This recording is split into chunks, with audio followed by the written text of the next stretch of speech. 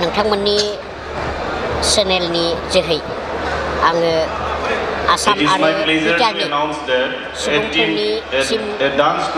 खुलुमनाय जासिहरबाय। थांनाय 3-4 दिनै 5 बेवहाय तामुलपुरनि गोजोन फोथाराव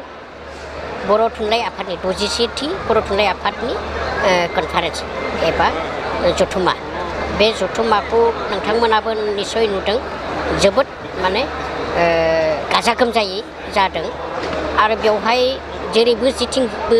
सोरगिदिं नायोब्ला बिराद मोजां साजायनाय गुबुन बोसोरफ्राव जों बांद्राय बेबायदि साजायनाय नुवाखैमोन गुबुन गुबुन हारि माहारिनि सिजों बा ड्रेसजों मोजां रोखोमैनो साजायनानै दङ आरो नोंथांमोना सोरगिदिं गिदिंनानै नायदोंबा नुगोन गिदिर गिदिर जोंनि बर'निल' नङा गुबुन गुबुन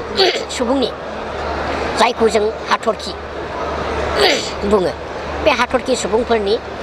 माने मोजां स्केच बानायनानै जेरावबो जेरैबो दोनदों आरो मोजां मोजां बान बिबुंथि जेरावबो जेरैबो दोनदों।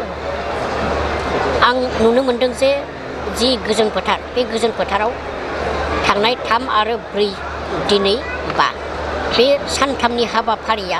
जोबोद गाजा गोमजा गोजोनैनो जानो थांगासिनो दङ आरो जालांबाय